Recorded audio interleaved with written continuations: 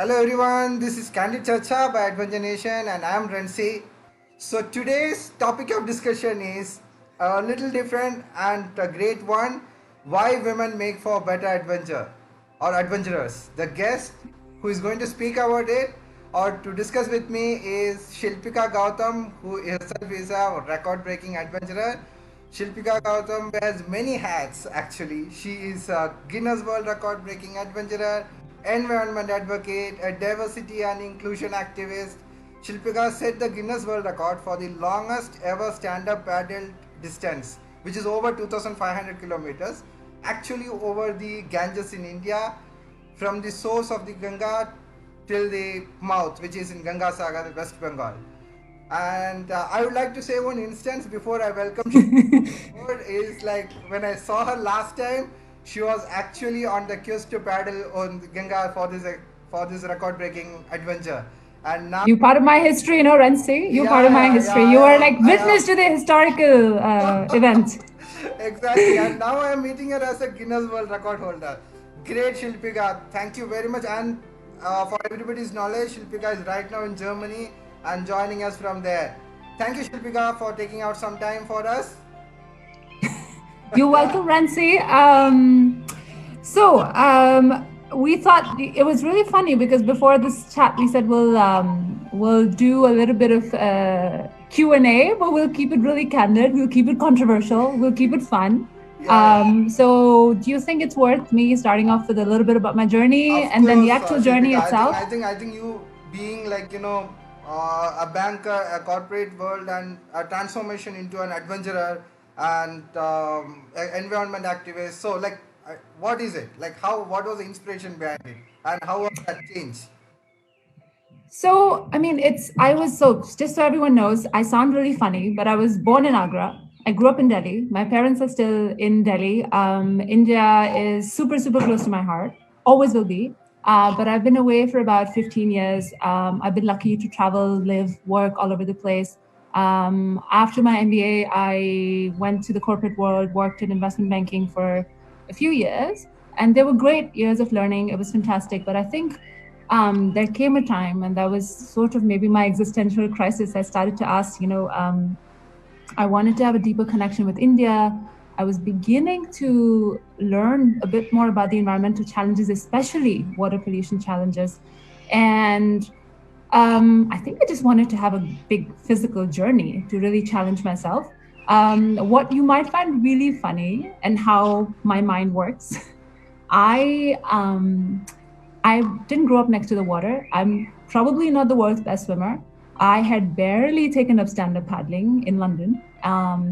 And I decided, okay, well, I've done 1 hour of paddling in the canal in London. Why don't I take it really all the way to the max and possibly attempt this on a river? And the obvious one that came to my mind was the Ganga in India. Ganga, for me, I was born in Agra. I'm from UP.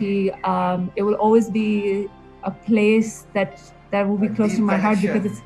it's a deep connection for anyone who grows up, especially in the north. If there's Right. anything that's important, religiously significant, life and death, you associate with the Ganga. And I think since 2014, since the new government's come into power, one of their bigger mandates, at least mandates, has been to clean our rivers, especially the Ganga. And I think on a global level, there is hardly any river that carries sort of the symbolism of beauty and death at the same time. So yeah, so I think it was not a straightforward journey. What I would say that running an expedition like this, or even dreaming it up or putting it together, is a bit easier with a corporate background. Because as you worked in the travel industry for so long, in the adventure industry, there's a lot of risks to assess, there's a lot of funding, there's a lot of permissions. Do you remember that permission fund that we had? So so there's a lot of it's like a startup. And I think if I hadn't had the experience of my corporate life and the network that I did, and the wider community that I now am very grateful to call my friends and my sponsors, I would not really have been able to pull such a big feat together. And that was just the start of the journey. So I think this is interesting to hear, Shilpika, because usually it's a very optimistic way of thinking that your corporate life has actually helped you to go on this kind of a journey, because general perception is like being in a corporate world, it's not possible to get into outdoors or get into adventures like this. But this is really interesting to know. But I completely understand. I know the kind of permissions and the kind of formalities required to get onto an expedition like this. So how did you, like, as when you came and when came to India, and you thought कि मुझे करना है ये, and I want to paddle the Ganges. Hmm. Did you know about all these difficulties before itself, or you just came to know about it when you ventured into it? So the important funny part is that I had told my parents, who I think are watching right now. I love my parents; they're incredibly supportive. In fact, my wider family has been so supportive. The best way to do something like this was to not tell them the full extent of what I was about to do.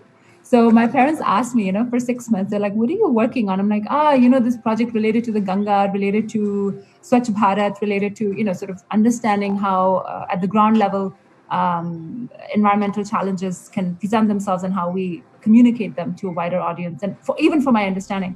So my parents are like, "Okay, very interesting." And then September 2015, September 2016, I got home.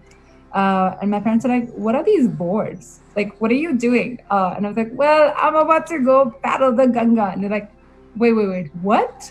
And where are you going to sleep? What are you going to do? So that, I think, no one prepared me for that sort of emotional sort of conversation, because I think for most of us, there is, and especially right, from an outdoors perspective, what a risk assessment looks like. There's known risks, then there's risks that you think, you assign a probability. So I think I did a lot of research, and even before, by the way, I did the Ganges, I did a big test run on the River Shannon in Ireland. Okay. So the River Shannon is actually the longest river in the British Isles, longer than the Okay. Thames. So that was a 2-week expedition, incredibly hard, constant rain, constant wind, big lakes. And I think mentally, that was really significant to get to even thinking about an expedition like the Ganges. But I did a lot of research. I spoke to people on the ground. I spoke to outdoors outfits in India. I spoke to I researched it. I spoke to people who've done expeditions, long expeditions on rivers around the world. The critical difference was that no one had really done those expeditions in India, long expeditions as a woman on a stand-up paddleboard. So there's like a different scenario. So, for those who may have seen the video or the photos, a stand-up paddleboard basically affords no protection. So hypothetically, if you were to be attacked by an animal, you have little defense. If you are in really horrible water and you fall in, there's little defense. You strap everything you need on the board itself. So it's a very different sort of process, but also the reason why I wanted to do it. I think it was a lot of research. It was the kind help of many people who volunteered their time. And then it was just a bit of conviction that I need to get started and the river might support me and people might support me. So it was, but I think the conversation with my parents was the hardest. Yeah, I know. I remember your talking to my mom. Maybe did you talk to my mom?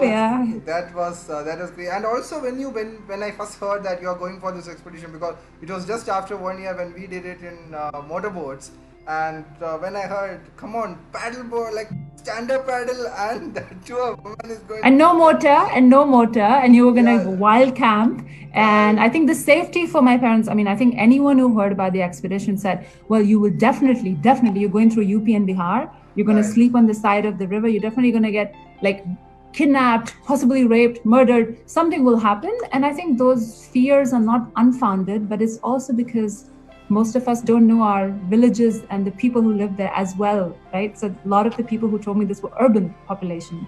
And that sort of intimate knowledge of that area, especially UP and Bihar, which is the longest stretch of the Ganga, is not common. So I think it was coming from a good place, but none of us knew how it would be. How it would turn out to be. So, because I even had this similar expedition just a year ahead before your, Yeah. and fortunately we were a big group and there were a lot of people.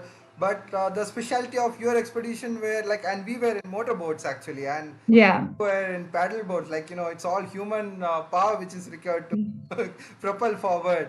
And in that, and it's Ganga is really wide, like as soon as you come towards the plane it's like wide. And I can say that many places it's more than 5-6 kilometers wide, where Even wider, because you never yeah, know which channel you're in. It could be up right. to 30 kilometers wide. You have to be lucky to be in the right channel. Correct, correct. And even we had got into many, sub channels and came back. But I know it's how difficult it's going to be in paddling, going on a wrong direction and coming back. And but uh, something which is very unique, the most unique one was you were the single woman in that whole team. And Yes. how did you make, like, how was the experience altogether, Shilpi? Because I'm too excited, no, because met you before the start of the expedition, and now I am seeing you after that. Come on. How Yes, did I you? mean, I How think was it's it? a question that a lot of people are curious about, and they ask about. There's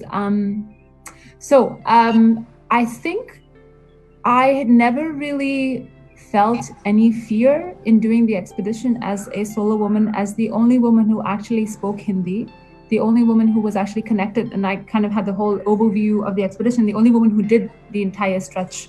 I think it was many things. First of all, the reason I did the expedition was, well, all the reasons I said, but also because I wanted to understand and highlight the challenges around water pollution. So this was a very naive idea, and then I partnered with WaterAid, the charity, and we did a lot of projects along the way. What became very, very, very significant and important to me was that the climate change issue overall, water pollution in particular, is a huge reason for gender disempowerment. Why women are spending 6 hours a day compromising their dignity, because of lack of flowing water along the river, and in similar situations around the world. And I think that making that connection was very key to understanding my own privilege. So here I was, a woman who had lived away for a long time, but still from UP, but making the choice to undertake an expedition like this, while for many people, the challenges of this everyday expedition were real life. So, for example, there are many things. You wake up in the morning, you have to do your daily business. Where do you, during the day, if you have to go pee and it's just a wide river, where do you go? Some stretches are populated, some are not. I always paddled in shorts, except when it was really cold, and it was. Do I feel that people are looking at me with the different eyes? If I need help, if I get stranded, who's going to help? We need clean water, who's going to help? And I think there were a few things that I realized. People saw me with different eyes. So the people I met along the way, they were exceptionally kind. And we're talking about the most impoverished, the most disenfranchised people in the world, some of them. They're cut away from mainland. They don't have running water. They barely have food. The river cuts through their fields every year. And there's many political, socio-political issues we could get into, but maybe not today, is not the focus today. But people were kind, and I think men especially. So as an example, some days I would wake up at 5 in the morning, and I would get out, and there would be about 100, 200 men who would just be waiting to see कि ये कौन सी दीदी आई है, किसी ने, because one village, if I would pass through a village, they would call the next village कि ये दो ये आ रहे हैं, इनको देखो जाकर. So I think that was a really big, sort of weird feeling to be surrounded by so much male energy, and it was exhausting at times. But people were exceptionally respectful.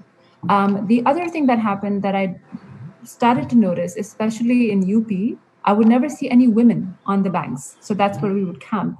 So, I barely saw a woman. So what I started to do was, actually, when I would get off the board and put my tent up, I would go into the villages and start to talk to the women. Because, if you're going to have a conversation about the river and the environment, you cannot leave the women out. And this is part of why I also wanted to do this talk today. And what I found increasingly, was as I started to do this, these women would invite me into the home, and then suddenly they shut the door and there's like 40 women waiting. They'll be like, Didi, maybe you need to use the toilet. So we have a toilet here, so you can use a proper toilet. You can have some, space or privacy. Right. So I think it was a belief, a self-belief, and then the river and the people took care of me. It sounds really too good to be true, but it is. I mean, it really is. It's an ode to the people of India, especially people from those villages who took care of me. So, Shilpika, that is a strange phenomena which you talked about, like women coming out on the banks of the river in UP or region.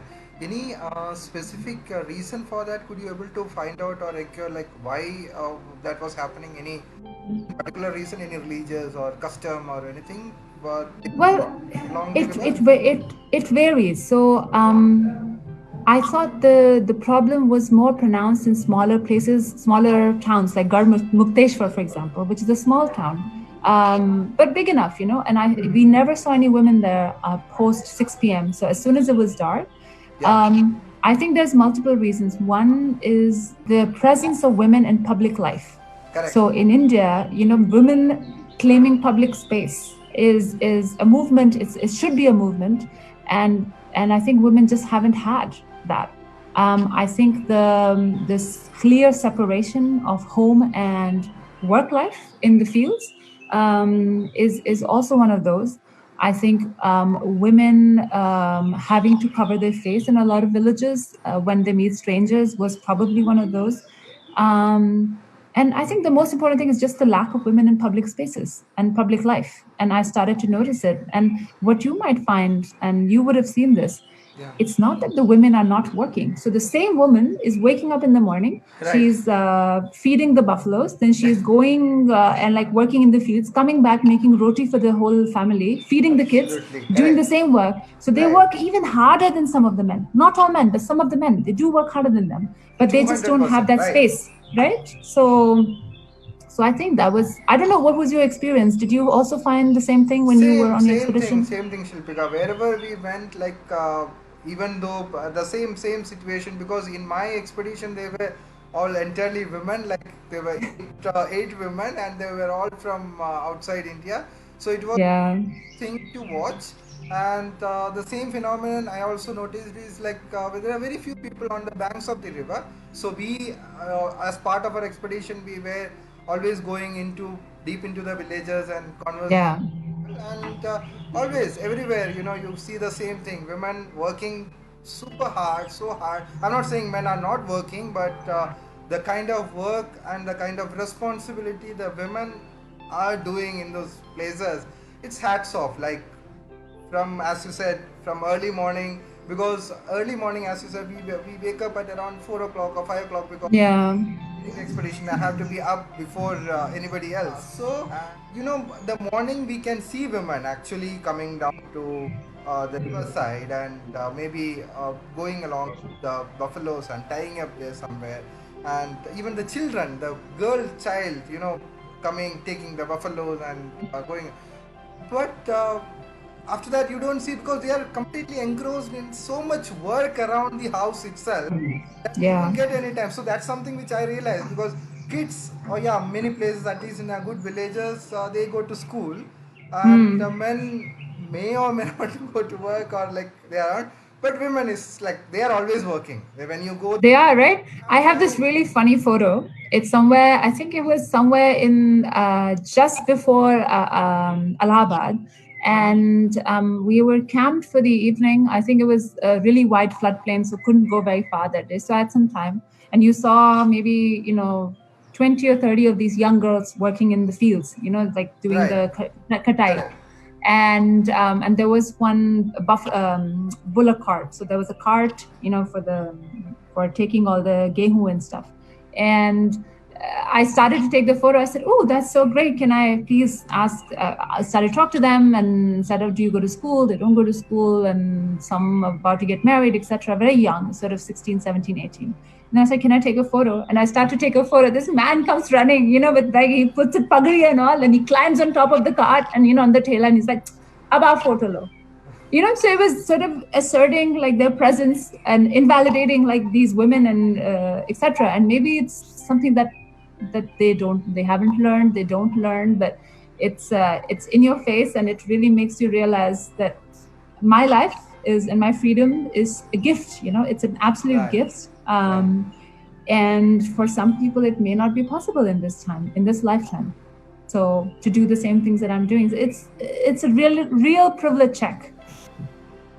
But interestingly, Shilpika, did you ever face any kind of an problem, actual kind of a objection, or a kind of a protest or something like that in your whole journey anywhere in any of these villages? General Yeah, perception. there were actually most of it. So there were a few reasons why we had some issues. One was that often, I guess, our presence, or my presence in particular, would mean a huge crowd gathering. So, for example, just downstream of Kanpur Barrage, there's a launch point which was incredibly dirty. We said we'll launch here. Right. And this was in the morning, maybe 8 or 9 a.m. And suddenly there were you could see the entire side of the road. And there were maybe 1,000 people or so. And then the police came because, they said, ye kya ho raha hai? And so the guy comes down, and the police, I think he was the SSP or something, Okay. DSP, and he said, "Madam, utro, madam." And I said, "Sir, I'm about to go downstream and going to disappear. I've already come about 1,000 kilometers, so this is where we're going to Ganga Sagar." And the guy said, he's like, "No, you're getting out." And then I had to sort of tell him who we had talked to, what I was doing, why I was doing it. And he was okay, but we encountered it many times when they tried to seize the boards, when they tried to get us off the water. And then there is also kind of things here and there. I mean, then there's the obvious issue of being in a very polluted river, falling in, and sometimes having some really dodgy incidents. But now when I look back, and I think maybe it's human behavior, when you've done something hard and you've come out of it, you tend to just think, I was able to do it, which is kind of not right, because I want to share the pitfalls. But I think most of it had to do with the fact that the lack of permissioning. So, for example, towards the end of the expedition in Ganga Sagar has a massive sammelan in January of every year. Right. So it attracts a couple of, more than, I think it's about a couple of million people every year. Correct. There's huge permissioning issue. There's like huge zoning, and it's very well protected. So that was the end of my expedition. And it took us about 2 days of talking to the DM, who was incredibly kind, actually, in the end, to be able to paddle in, because they did not want any unknown crafts on the water. So there's many elements of this. Obviously, not knowing the flow of certain barrages, what time they close. But I mean, it doesn't feel so hard right now.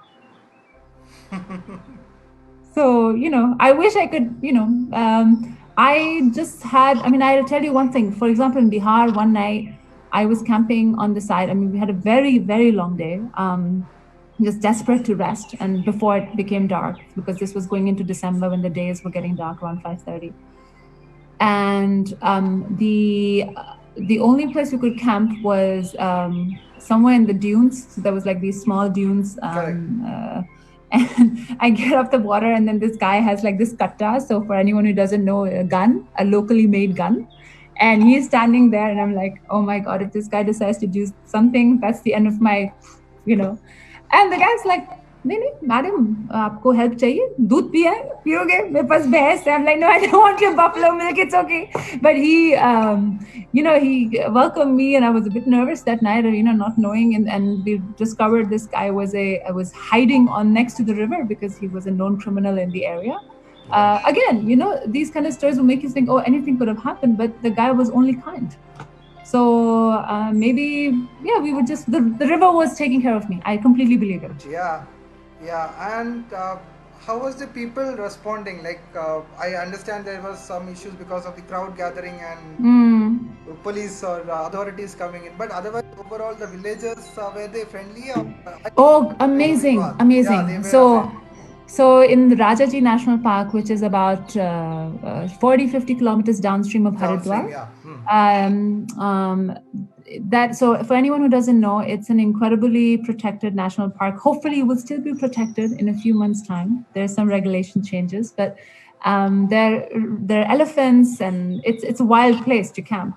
And we didn't know the extent of how wild it was. So at about 6 p.m. it was dark, 7:30, 6 or 7. We see about 2 or 3 motorcycles kind of come in, and I was a bit nervous. I was like, well, who are these people? And the guy comes in and he's like, madam आपको पता है यहाँ पे हाथी आते हैं, आप ऊपर लगाओ अपना camp. So basically he said, do you know there's elephants here, you need to camp higher. And then he said, but wait, I'll get you something. So he goes back, and then he comes back again in the middle, like at 8 p.m. or something, and he comes with this whole lota of milk. So, Okay. Cow milk. And he's like, aap piyo? And it's like 8 in the night. I don't really drink doodh, as my mom would say. And then I said, Bhaiya, thank you aapka, lekin aap please nahi chahiye mujhe. So he goes back, and then his friend says, Madam, aapko koi gaon mein kuch de na, to mana mat kara karo. So, because it was part of the sort of izzat, so they wanted to offer something. And we learned it's a custom, it's a welcome, and we learned very quickly, and it was very humbling. And so it was a mixture of emotions, curiosity. So when you see a stand-up paddleboard from a distance, it looks like you're gliding on water. So there's always people screaming. They're like, "Arey, aao, hum khana khilayenge." They're always trying to call you in. Right. And they always ask the same question. Always. So I think I answered this question 150 times a day. They were like, "Oh, kahan se aa rahe ho? Kahan ja rahe ho?" So they're like, "Where are you coming from? Where are you going? Oh, where will you sleep? Oh, okay." And then sometimes the kids will run after us. So there was always curiosity. So one of the things that I was doing along the way, generally halfway during the day, I had a certain set of questions I was asking most of the villagers who were open to answering this around how the river has affected their life, their livelihood. Is it, cleaner, dirtier? How has the flow changed for their farm? And people were, and these are quite private questions. I'm a stranger who's literally come into their life and is going to leave half an hour later. These are private, distressing questions. These are tough questions. And people were really open. And these were men usually, who were willing to tell me stories of their struggle. And actually, when someone is so open with you, you almost feel guilty because they think you have come from a position of power and authority, so you can help them. I mean, I was collecting stories, and of course, then I took that data to the Ganga Rejuvenation Mystery, etc. But in that moment, I was a helpless stranger who was curious. So people were really open. People invited me into their homes. Once one of the village guys, he even cleared out his field with the tractor so I could put my tent there. People had like ghee shakkar, so they would give us, sugar and ghee because that's all they would have. One of my teammates got sick, so some local guys took him on their bike to the hospital, refused to take any money for it. I mean, the stories are countless. The people were incredible. One story that I cannot forget, actually, it was in Bihar. I remember camping, and these two men came, and then they said, I want you to meet my daughter. So the daughter is 16 years old and came with her mother, and she was about to get married. And the father said, he said, Madam, I'm so happy to see what you're doing. I could not imagine this for my child. I could not imagine this for my daughter. You are here with strange men. You're not married yet, So, and, so, but to think that they were able to accept my choices, if they would not, they might not agree. Right. So it was very humbling. They were incredible. Like everything from like food offers, people bringing their little babies. They were like, "Oh, aap mere bacche se milo." So you suddenly get like a random chubby child in your face. It was great. It was great. It was the best human interaction I've had in my life. And Shilpika, I think we will just go to the comment session and see how many. There are comments. We have comments. Yeah, we do have. Shilpika from Pune. Every week we are having people who inspires to quit a full-time office job. What's your people with full-time does job? So is the question that whether you should quit your job to pursue your passion, or I think yeah. Well, okay, I mean yeah. Okay, so I will say some things that may be controversial. So a lot of the really well-known adventure people, exploration people that you see from, especially from the Western world, and this is my personal experience, they are not really, not all of them have to worry, not all, a lot of them do, but not all of them have to worry about like making ends meet. So people come from different sort of backgrounds, right? So if I didn't have my job previous to my expedition, I would not been able to fund it. So that's just a reality. I personally think, especially now, so I think the world is going through an unprecedented time where we cannot look into a crystal ball and say, we know that things are going to be bad. We know that a lot of people are losing their jobs. We've had a cyclone that's devastating people right now as we speak. So my suggestion would be find out what you love, find out why you want to pursue it, and find a way to get better at it. For example, if people want to go cycle from India to Europe, save up some money, find some sponsors, find a gap in your employment to do it. It doesn't have to be a all or nothing situation, especially now. I think where we're in an unprecedented crisis. And there are also ways in which you can incorporate adventure into your daily life. You don't have to paddle the Ganga to make a difference. So right now we're in this incredible time where the number of people who've shared beautiful images of the Ganga and the Yamuna with me, especially with the lockdown, is immense, and it gives us a cause for hope. Why not find something that you care about where you live or close to where you live, Right. and make a difference? And if it's pure adventure, adrenaline that you want, if you want to go climb Everest, it's pretty expensive to go climb Everest. Do you need to go climb Everest? Can you go do something else? And if you want to climb Everest, then maybe you need to work a little bit if you don't inherit money. I don't come from inherited money, so I had to work for it. So it really depends on where you come from, whether you can, if it's a lifestyle choice, or it's if you want to be an athlete for life, or if you want to combine a few passions. Shivika, just to continue this, so when we spoke about passions and continuing or taking up a sport, how hard is stand-up paddling to pick up? Because I asked the same question before when you, when No, okay. and So let's put it this way. So there are sports that have a higher barrier to entry. So for example, sailing, it requires a lot of hours. It requires a lot of technical inputs. Stand-up paddling does as well. So there is, I think, a learning curve that most people that I know from training in the canals in London, or say some of the amazing organizations I work with in Kerala, it's in 2 or 3 hours you can get a sense on the board. Now that is to be able to barely paddle in still waters. Paddling for longer distance is there are many aspects of it, right? So there is an optimal technique. You get exhausted if you're not paddling optimally. It's not even fun.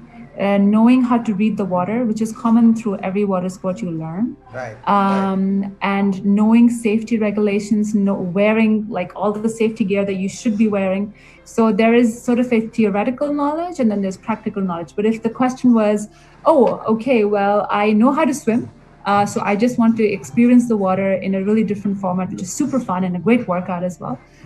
In 2 or 3 hours, you can feel confident in still contained water. Please don't go out in the ocean. Please do not go on any water body without adequate training and protection. Please do not. But is swimming mandatory to learn stand-up paddling or to pursue stand-up paddling? Yes, for everyone's benefit, yes. The answer would always be yes. But one should also, depending on the water body that you're in, there's different guidelines for what you should be wearing. But the board is your biggest buoyancy device, basically. So you should always be attached to the board. Not always. Well, we can go into technicalities, but yes, knowing how to swim would be great, because otherwise you are just endangering yourself and possibly your instructor or someone else who's with you. It's like going in the mountains without knowing how to navigate. So Right. it's a personal responsibility that I encourage everyone to take. But I think to start with, to get a knack of it for first 2 3 hours, I think swimming is In a swimming pool, sure. If you can do yeah. it in a swimming pool, fantastic. Just, I think there are people that are happy to also send a list of organizations that do it in India who can. It is possible to learn it, but I wouldn't recommend it. Understood. Got it, Shilpika. So let's again go back and see the questions coming up. There is Ajin. Hi, Ajin. Don't underestimate the strength of women. They are stronger than men. It's natural. Oh, okay. Go you. Well, so I think we can go a little bit to the controversial topic we chose for this Yeah. talk. Yeah. It's not about pure strength, but when you think of expeditions, when you think of storytelling, the reality is that typically the stories that we know and the Instagram handles that we see, the overwhelming majority of people out there doing sort of endurance sports, extreme sports, is men, right? So you hear a certain narrative. Imagine if for me, adventure means storytelling, adventure means connection.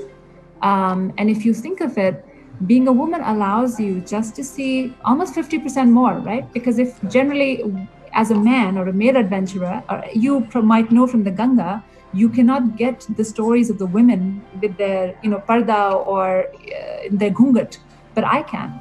And the stories they might tell me might be very different from the stories they might tell you, even the men.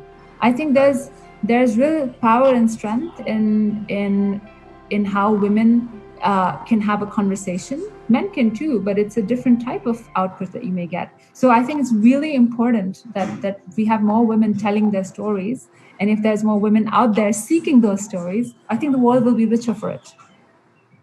I think this is absolutely right, Shilpika. Even though I have experienced the same thing, I have never thought in that way because even in our expeditions, like not only the Ganga, many other expeditions, but specifically in Ganga, because that is where you go into the most interior and the in-depth places Yeah. in India where there is not even road connectivity. There are many Yeah. islands in where the river Yeah. has cut down their path, and there is so I would have never been able to speak to those women or to get connected to them if I were alone, because I had a team or a crew of men, and then all the other women who were there with me, they were not able to communicate because they were from out. Language. Yeah, the language. Yeah. Fortunately, I had one crew member, Krishna Patil. So Yeah. since Krishna was there, it was much easier to connect with the people because she, being a woman and being an Indian, it was very easy to connect. Oh, she's and- great. Krishna Yeah, and I, we are friends. She's amazing. So- Also a real fighter, and she told me the story. And I connected with her before I went. But it was also a different experience, no, for her. And yeah, it would have been really fun to have her maybe on my expedition to also get another woman, I know. another perspective. Just two power women. Right. Yeah, it's so true, and I think there is a real beauty in seeing a bigger picture than has been told before. So I know many people after me. So there's while I was on the Ganga, there was a guy from New Zealand who was trying to do, Brendan said, a sea to source on a sea kayak, but he never really got any stories because he doesn't speak the language. So I was in a very lucky place that I'm Indian. I speak the language. I could connect with them, and because I could, when people said, "Oh, aap Agra se hain," you're from UP. People would just open up in a very different way. Yeah. So yeah, it was incredibly lucky. Correct. I felt very lucky to be in that position. I think Brendan actually had a few this communication issues also while on the river. Yeah, he was Navigate stuck and- sometimes, and I Yeah. think his navigation. So this is the other interesting thing, right? So on the Ganga, my guiding kind of force was Google Maps and Google Earth. And by the way, this thing is Google Earth is based on last year's monsoons, as you may know when your boat got stuck, maybe. But it's one of those things where you have you can guess where you might be going, but you're not Right. sure because the river Yeah. opens up different Yeah. channels every year, every single Correct. year. Right. So for me, it was great to be able to speak to the fishermen and women.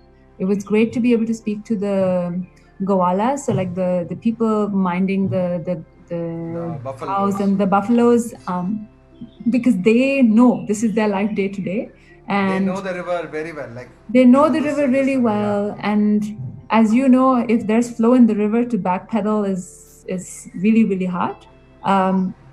So I think, I mean, sometimes got lost.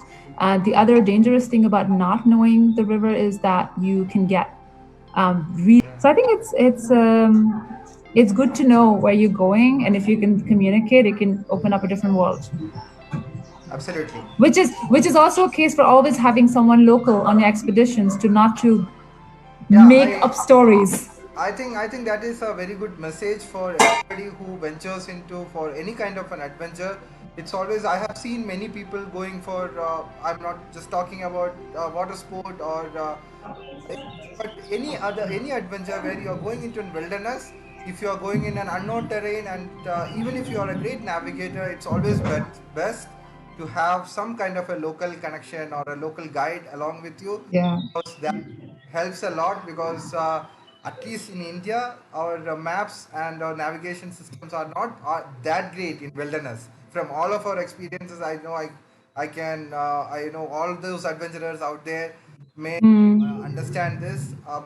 We don't have that kind of a navigation systems as of now available, not even for land activities or for river activities where you can go all alone and navigate, especially the huge rivers like Ganga or Yamuna Yeah. or Brahmaputra.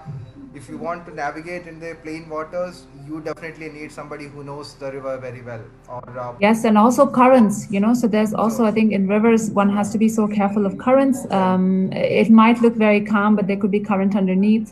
And that was also something that, so the bhavars, you know, so the fishermen and women, they were always really helpful in telling me what may lie ahead, and also some of the channels dry up suddenly. So there's many aspects where I think going local is advisable. Right, right. Let's see more questions. Again, next question. What's the best you experienced in expedition? Dolphins in the Ganges or any other incredible paranormal activity, as both are Oh, in the Ganges. oh, I wish there was paranormal activity. So actually, really happy that you asked about dolphins. So the Gangetic dolphin, as you may know, is a protected wildlife animal. And there's incredible effort. There's amazing people doing that conservation work. What we started to find was that typically with a stand-up paddleboard, you would go at 4 kilometers an hour or so. And that's a very good speed, very non-disturbing speed to observe dolphins. Right. And so we got in touch with the WWF and the kind of the Dolphins Institute in Patna, Dr. Sinha, and we said, well, would you like us to do an informal survey? And we counted in the end 867 dolphins along the way. It's very hard to be exact because you never know if the same dolphin is coming out on both ends. Right. But I think we were close enough, and oh my God, dolphins are delightful. They are really delightful. They give you such joy and hope when you have a really tough day. And the fact that they're able to thrive in some of the most polluted parts of the Ganga is amazing. I know that in some parts that I paddled in one particular place where I fell in right before Kanpur, there were crocodiles, which I only learned when I sort of swam to the shore, so that otherwise I would have freaked out. But we didn't see any ghadials, and we saw an amazing number of birds, amazing type of frogs and other small animals. Tortoise is always also fun, but not any paranormal activity. One thing you would notice if you go along the Ganga is what I call the Ganga mobile disco. So all the little villages have a mandir. Most do, and if they also some have a mosque, and they would start to call out at 3 in the morning. So you don't need an alarm. So the Ganga mobile disco, which moves from village to village and never lets go, will always wake you up. Absolutely. Which was Right. and right, so it's always there. Yeah, I wish I could make up more paranormal activity. It's just that the river itself is so interesting because there's always something happening on the shore. There is always people. There's always people asking you questions, and it changes along from UP to Bihar. You would know this. From UP, the river really expands when it comes to Bihar. It becomes like a sea because all these other rivers join. You know, the Son River, the Kosi River, they all join. So the feeling becomes very different. The destruction you see that the river has done in Bihar, especially due to flooding, is quite different and very devastating. And it's really sad, some of the stories you hear. And then we get to post Farakka, where a majority of the river has been diverted into Bangladesh. The river's a channel. It's very slim until you get to Kolkata, and then the sea starts. So so on the Hooghly, so the Ganga becomes the Hooghly after Farakka, and the Hooghly is very densely populated. A lot of people use the river as a party zone. So let's just say there are some interesting conversations there to be had. And then as you go towards Ganga Sagar, you see a different world. It's like the big coal ships and massive things in the water that you're the smallest thing. So it's very stressful. It's a lot of paddling. Right. I think from Googly River, as soon as you get into, you start getting your tidal effect also. Yeah, which is great. Feelings, Which is yeah. great. And Sometimes when you're with the when you're with the tide, and then when the tide's about to turn, you gotta stop. You gotta find somewhere to park for the night because Yeah. you can basically lose all your day's work in like an hour or so. Yeah, absolutely. Right. And it's also lucky that we did it when it did, because I mean that is also the area that's really, really facing huge devastation from the cyclone right now. So Right. yeah, I was thinking about how time changes things. So yeah. More questions. Poonam said, I want to ask one question. What is the most challenging and best part in your journey? I think every section has its own challenges. For example, the first section from Devprayag to Rishikesh, which a lot of people who may know the Ganga know that it's pure white water. I have to say, I did ask myself, and this was right at the beginning of my journey, why am I doing this on a board? I had good support from my friends, but people who volunteered to do kayak support for us. But that was really scary to be in a rapid and not really know what to do. And it's please don't do it at home without advice. Please do it on a river raft or something where you're more comfortable. Do it with a professional. That was really hard. I think sections of the river where the water is incredibly polluted. And by the way, the Ganga is not polluted all along. The Ganga is especially polluted near Kanpur, especially polluted near Benares. But overall, the river was much cleaner than I expected. And it's only polluted in those sections, especially because of the untreated sewage coming straight into the river. And the barrages constricting the flow and not having enough volume in the water for dilution effect. That was hard because you kind of didn't know if the water was clean enough, if I would get something that would, like a disease that would last me for a longer time. But the crazy fact is that I did not even get a headache for 3.5 months that I was on the water. Not even a headache.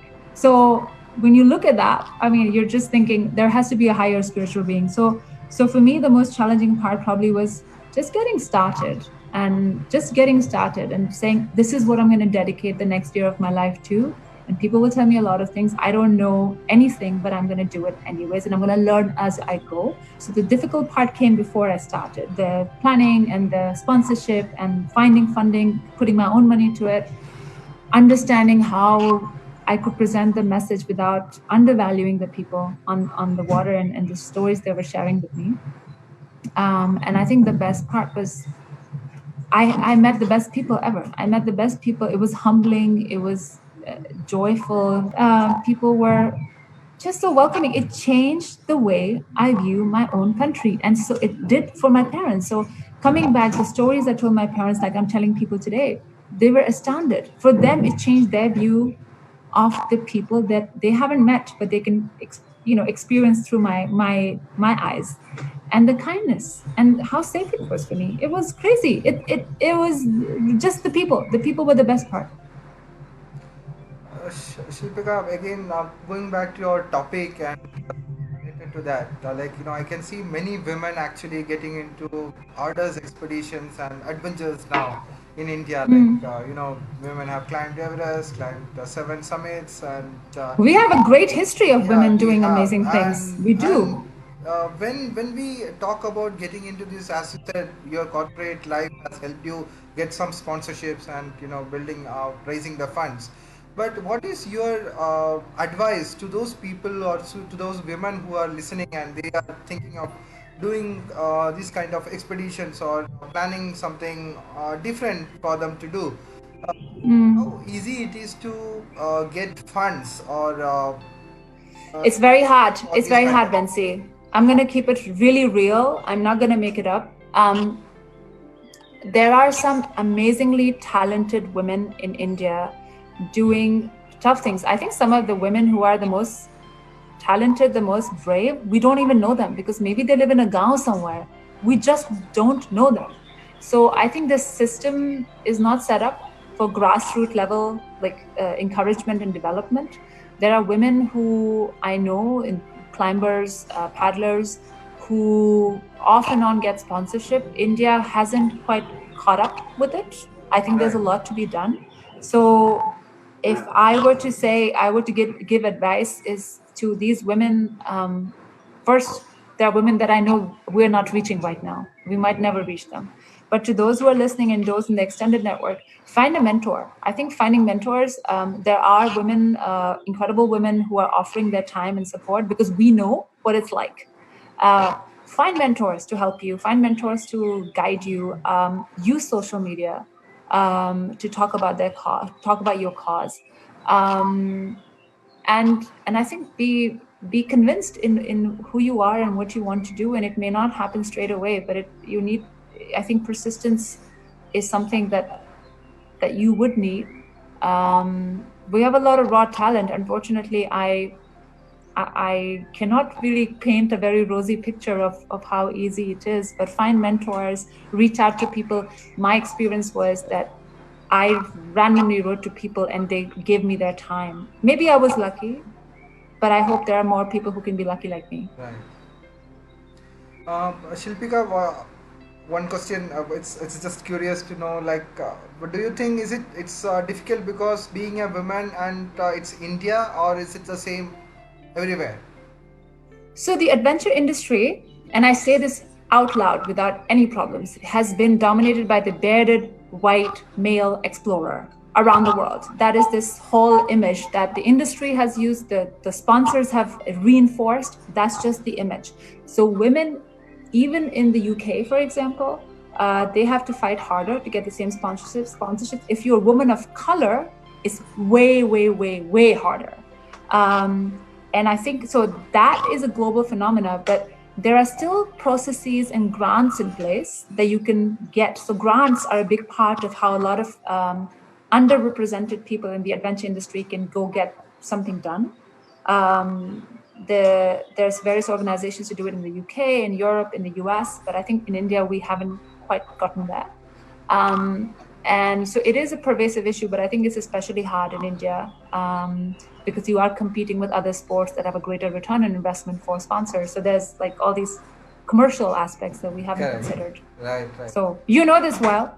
Yeah. Yeah. But I need to ask this question because it has to come from you. That's you have seen it on ground and the experience has more power than me knowing it. Yeah, absolutely. And I think we have this conversation often. And by the way, in India, it's also, we have some extremely talented men who are doing amazing things. They're really married to their cause and their sport, but they're also struggling. So Yeah. it is also an industry problem. I think there's a long way for our adventure industry to go in India. Let's quickly see some questions. Lavnish has another interesting question. Is it possible to hike the entire stretch of Ganges from Gomukh to Ganga Sagar?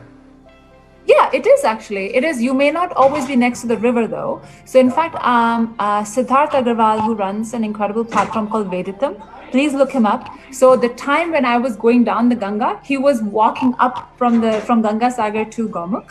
So, we have a few people who are also using walking as an incredible way of seeing the river. And I would love for you to do it, whoever asked the question, because it's so cool to tie the land-based stories with the water-based stories. One more thing I would just give you, Lavnish, as Shilpika told, you will not be always on the river or along the Yeah. rivers, at least in the upper sessions, maybe from Haridwar for around 200-300 kilometers. You have huge floodplains, and the river is channelized into a lot of different channels where Yeah. to reach the actual main channel of the river, you may have to cross small channels or maybe 4, 5, or 6 kilometers on the other side of the bank, the huge floodplains which you will have to cross, which is pretty much looks like a desert. Yeah. Yeah. So, but it's fun. That's the adventure after all, right? So, Yeah. listen, Lanish, you should go for it. Okay, Ajin has said it's true. The image of bearded white men in adventure industry. Well said. I mean, it's what it is. We have to call it what it is. That's also another part of it. We have to start saying things as they are because it's a fact. I'm not making it up. Shilpika, the biggest question is once more your message towards all those and the adventure enthusiasts and our viewers sitting there to how to go about and what is it ahead. Yes. So I think my message would have been different last year. Right now, all of us around the world, I would say that if you want to make a difference, whether it's today or in 6 months from now, look into your local communities, look into the things that you care about. It doesn't have to be the Ganga. It can be, I don't know, the Kachara Ghar next to you or young kids. Find something that you care about and pursue it in the way that you can. Small things can make a difference. Also, what we have seen through this crisis is that the rivers are starting to clean themselves. The environment is starting to come back a little bit. And we have to ask ourselves, do we really need a crisis to think about how we engage with this planet? So whether it's water, it's air. So small changes can do a lot of things. Of course, you need policy level interventions and other long discussion, but do what you can. Try to support people around you. Try to support Mother Earth. Because it's all interconnected. And if you do have any questions, reach out about diversity, inclusion, being a woman in the adventure world or any world, because actually the experience is very similar, whether you're a banker or you're on the river, the adventure world, they kind of see women in the same way.